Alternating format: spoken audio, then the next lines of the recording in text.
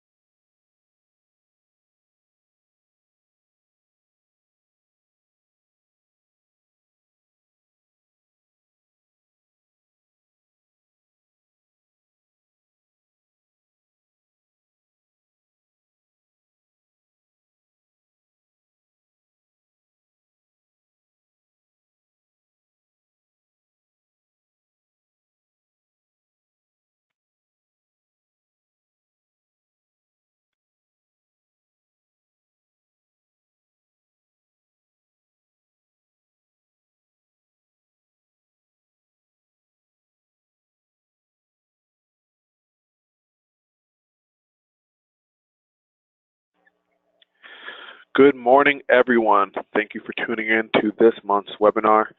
With us today, we have our Executive Director, Marcie Seidel, and a special guest, Nathan Kraatz, our Communications Manager here at Prevention Action Alliance.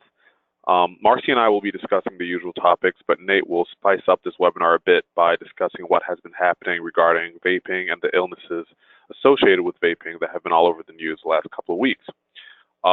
So before Nate starts, I would like to note that he is unable to stay for the entirety of the webinar, so we will have a brief Q&A period after his segment, and then we'll move forward. So, alrighty. All right, Nate, take it away. Thank you, JP, and thank you all for having me, although I wish it was under better terms. To start, we started tracking these lung and pulmonary illnesses tied to vaping back in mid-August. Back then, it was limited to handfuls of cases in a few different states.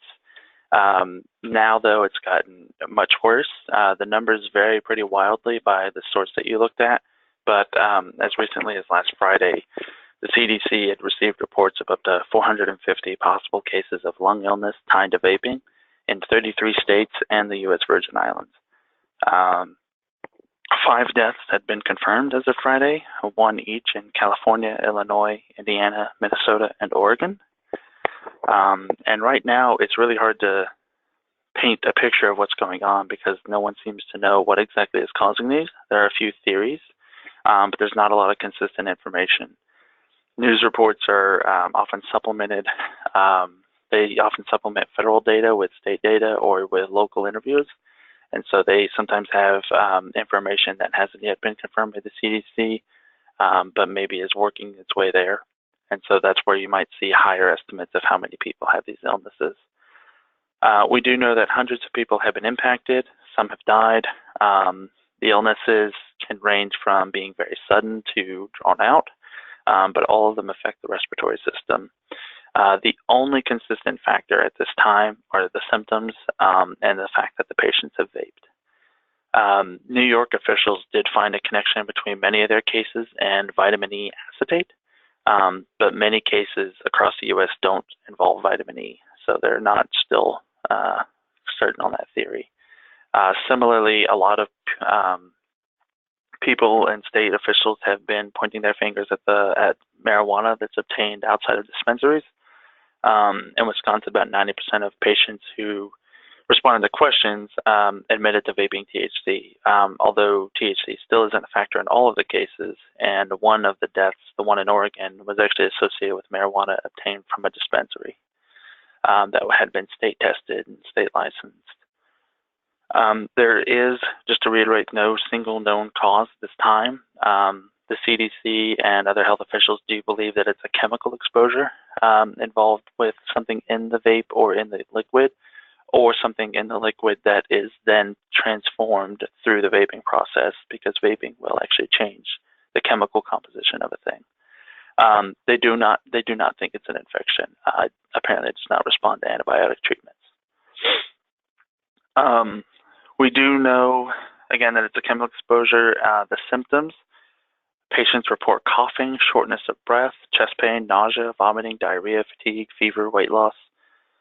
Some patients said that their symptoms developed over just a few days. Others said it took several weeks.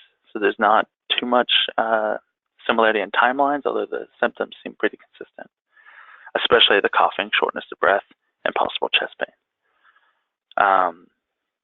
It's what really has been interesting to me is to see the conversations that are taking place. Some people, I think, are focusing solely and too much on marijuana. Others are blaming illegal or counterfeit e-cigarettes and e-liquids. And still others are focusing on vitamin E. Yet at this time, there's just not enough information yet to make these claims and to prove them. The CDC did say as recently as Friday that they think they're very close, but they have not yet ruled in a sole causing factor. The vaping industry itself, there's an association of vape industrial giants. They're blaming counterfeits and fakes, despite the fact that there's not the evidence to make that. And again, some of these products were obtained in legal manners. And I think that this really just drives home the fact that we need to be telling a story about how little we know about vaping.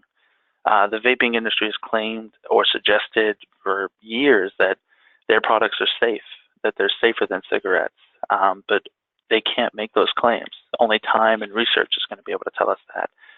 And the long and short of it is that we're probably not going to know the long-term effects of vaping until we have long-term vapors who are still alive, that we can look at what happened and see the effects on their lungs and see the effects on their other systems. In the meantime, we have to be telling the story that what we don't know can hurt us and that caution is appropriate.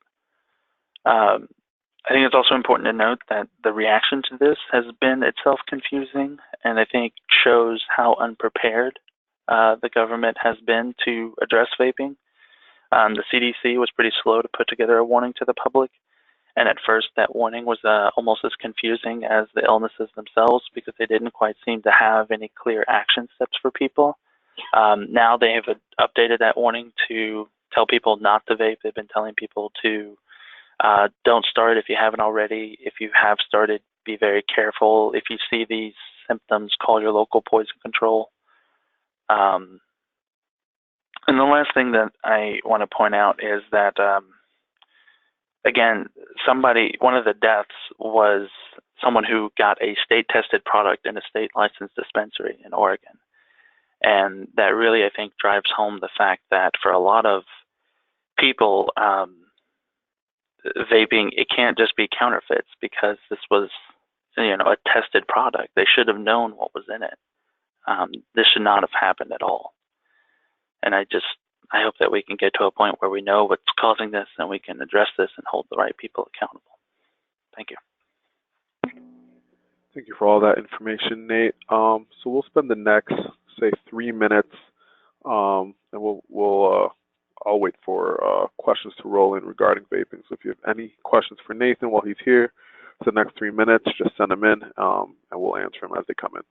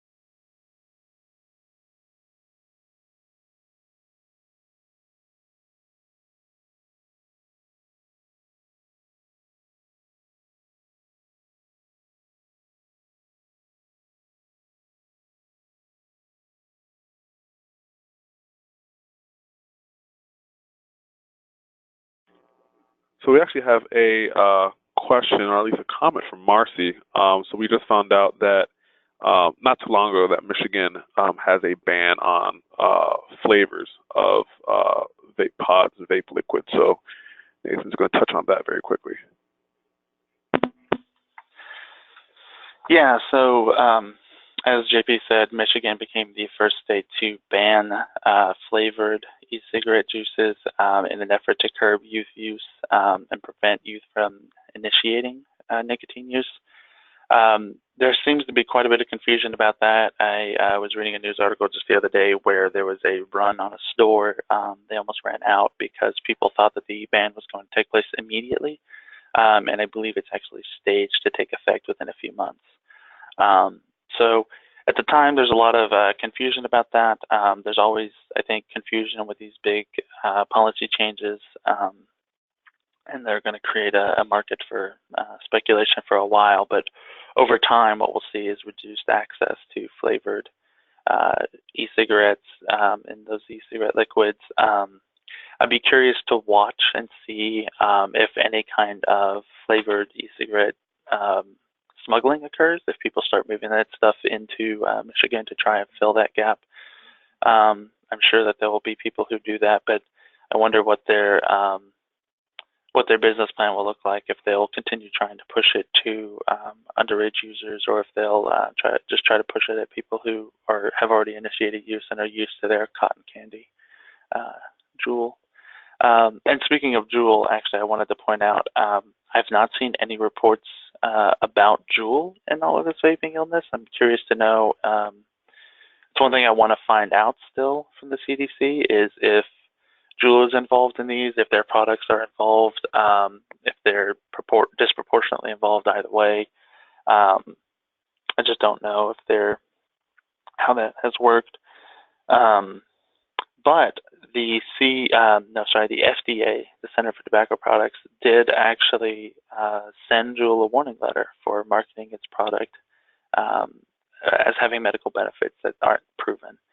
That was pretty recent, and I'm curious to dig into the warning letter. I know Juul has 15 days from, I think, yesterday to respond, and so I am very excited to see that the FDA is taking action on this, and curious to see what kind of action Juul, or what kind of letter Juul will respond with.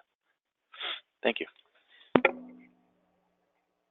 Awesome. Thank you so much, Nate. And it doesn't seem like we have any questions regarding vaping illnesses, but if anyone does have any questions for Nate, feel free to send them in at the end, and I'll touch base with them, and maybe we can send an email out or email them to Marcie or I. So, all right, moving forward, I'm just going to quickly touch on the Student Wellness and Success Funding. For those of you who attended last month's webinar, I did have a lengthy discussion regarding this funding. So I just have two updates. One, some of you might have seen this email, but the number of uses for this funding went from 12 to 11. It was just an oversight on my part. These services for child nutrition and physical health, fitness, and wellness use was removed. So instead of 12 uses, there are only 11 uses, and the uses are up on your screen, so you should see that. Secondly, Marcie and I were part of a discussion yesterday during our Coalition for Healthy Communities meeting, and this is a coalition that has a bunch of different behavioral health organizations involved, and we touch on, pressing matters at the state level, federal level, yada, yada. But one discussion that we did have was, how are schools actually going to use this funding? And I know last time I mentioned there was a fear that schools might not use these funds for the proper uses or its intended use. However, the legislation does say that these funds can only be used for these uses. So how are schools going to get around that? We heard yesterday that a lot of schools are planning to use this funding to supplant the funds that they currently use for services that fall within these 11 uses. So, for example, if a school is currently investing in counselors, right, they may use this funding instead to support the level of counseling services that they currently provide. And then the funds that were used for those counseling services prior to receiving this funding, they can use to fill other funding gaps within their school budget. So instead of expanding, the services, they would just continue the same level of service and just use the funds that they previously utilized for whatever service they're providing within these 11 uses for something else to fill in some gaps. And for schools in poorer districts, it would be a very difficult ask for them to expand services in one area while they might not have enough money for textbooks and classroom equipment. So we do intend to see that in the poorer districts, and really any school would see a benefit in doing that. So that's something that we within the behavioral health field should try to combat. Contact your local schools. Make sure they have a good action plan on how to use this funding, just so that we can make sure that these funds actually go into expanding services as opposed to just continuing what the schools are already doing and then kind of filling in funding gaps for other things. It's a difficult ask, but it is something that we need to keep an eye out on. And I have heard that schools have been extremely responsive and have been reaching out to different organizations within the behavioral health field to discuss their plans on how to use this funding. So that is good. But stay vigilant, contact your schools, grow that relationship, and hopefully these funds can be used for the right thing. In addition to that, there's a Senator Burke, who is extremely, I wouldn't say mad, but he's a bit concerned about how these funds are being used. So there has been word around the State House, around Cap Square, that he plans to introduce a bill that would create some sort of work group that would tackle this issue about, how schools are using these fundings, who's going to keep them accountable. So maybe this work group would be kind of like an overseer on how schools use these funds. But word on the street is he's planning to introduce that within this year, so that next year when schools receive that funding for for fiscal year 2021, that there is a group overseeing them. That might be the case. So just keep an eye out on that. Next, I just want to briefly mention bills to watch as the General Assembly gears back up for the remainder of the calendar year. We have a lot of bills that we're tracking currently, but these are the three bills, or I guess four bills technically, that we're really going to put energy into over the next couple of months before the end of the calendar year to see if we can get some movement.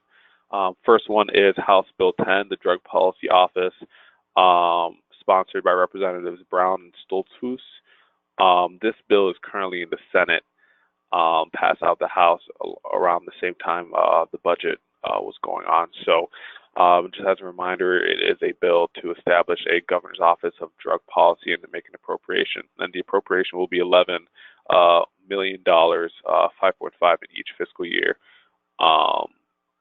And this, for us, this bill is extremely important because we see an office like this kind of being like a connector for the different behavioral health fields to policy and to legislators at the state level, but also we see this office as possibly being a long-term body that can take over, the Recovery Ohio initiatives that were mentioned earlier in the year, kind of a body that can implement those, since, Recovery Ohio isn't a body that has to remain after, the governor's term ends. So that's just where our interest lies right now, especially in their appropriation. A lot of good things can be done with that money, so we're keeping an eye on that, and we're going to try to see if we can get some champions in the Senate to push that through. The second piece of legislation, House Bill 12, the bill to create the Ohio Children's Behavioral Health Prevention Network and Stakeholder Group. We're very interested in that. This is really a bill that is being pushed by the children's hospitals. They want to get involved within the prevention space. And we are trying to see if we can get the prevention credential named within the legislation so that we can make sure that a person who's credentialed in prevention is on that body. So that's another bill that we're very interested in. And lastly, House Bill 165 and Senate Bill 121. Both of these bills deal with health education standards. Obviously, we need health education standards in the state, so we're pushing for that as well. And there is word that there is a push to get mental health education standards also either into this legislation or into a separate piece of legislation. So we'll be keeping an eye on that, and we will be reporting on that if that comes to pass within the next couple of months or at the end of the General Assembly. So now we can move on to Marcie's piece. Good morning, everyone. Well, I'll give you a quick update of the medical marijuana program. It's slowly inching forward. Cultivators, those that have opened their sites for grows, hasn't changed any since the last time we talked, but we have 3 more dispensaries now than we had prior. And this kind of gives you an overview of the sales figures that are taking place now. So since the last time we talked, we're up to 2,791 pounds of plant material that has been sold, and you can see the increase in the number of units of manufactured products. It's up about 20,000. Additionally, product sales in dollar numbers has gone up more than about $5.5 million.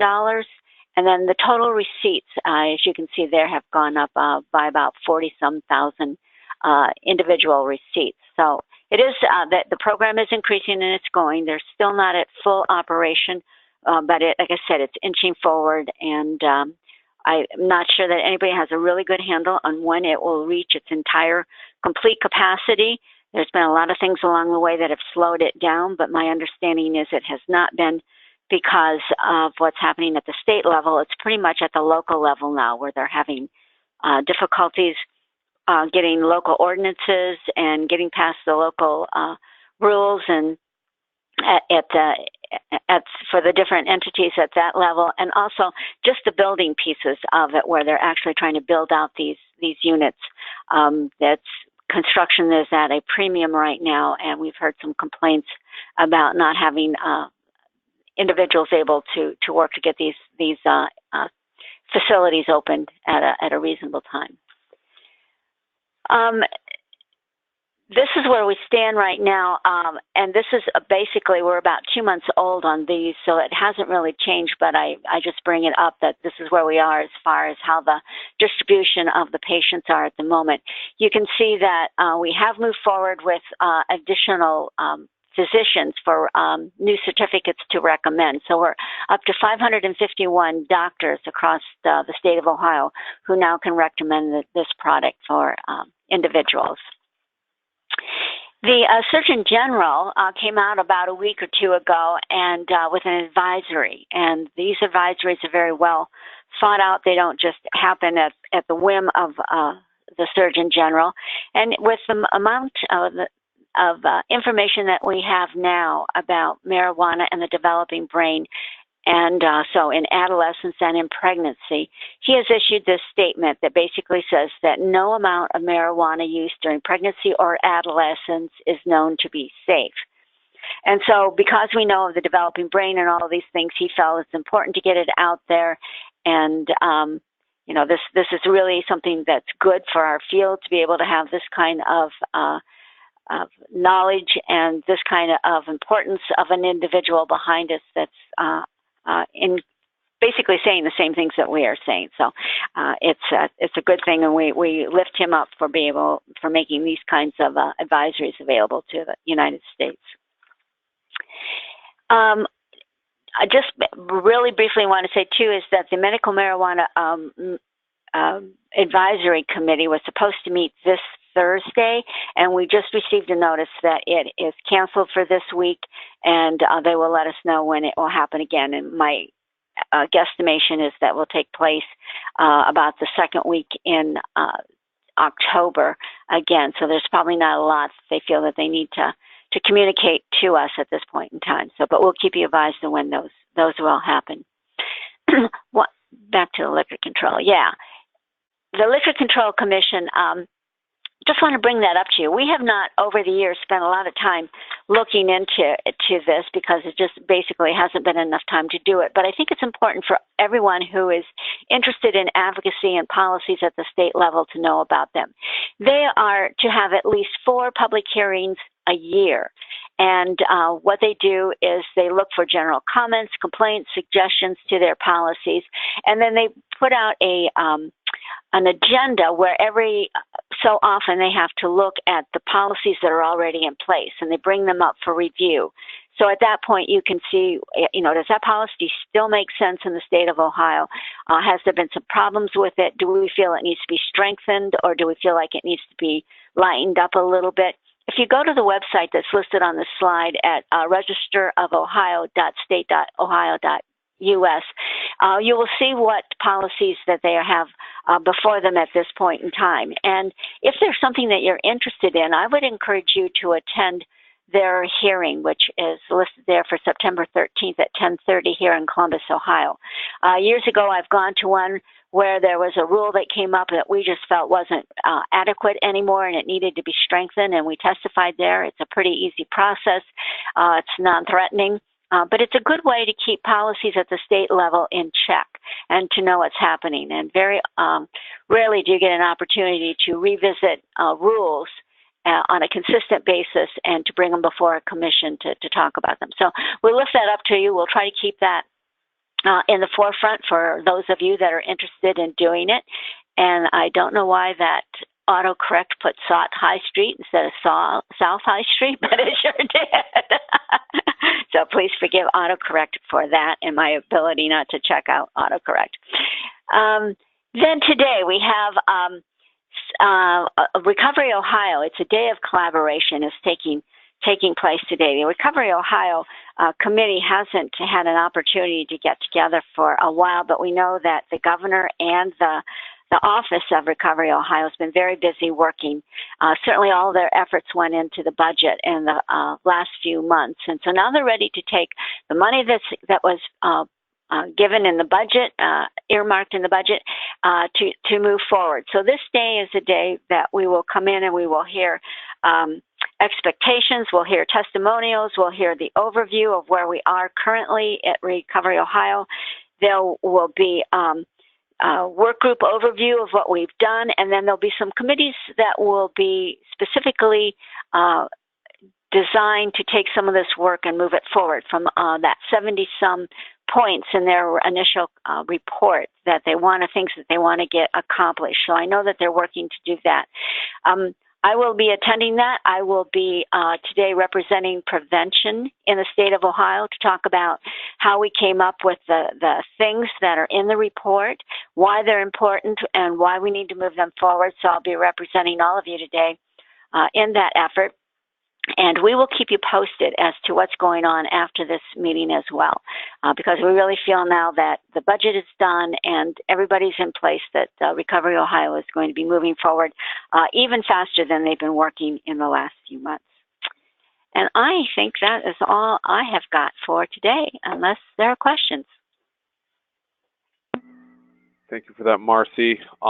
Last thing that I want to note while you guys ask your questions, next week's webinar will be on a Wednesday as opposed to our usual Tuesday. That'll be October the 9th instead of that Tuesday. So just note that in your calendar. Obviously, when we send out the registration link, it'll have the correct date and time. But just wanted to let you guys know that it will be on Wednesday instead of Tuesday for next month only.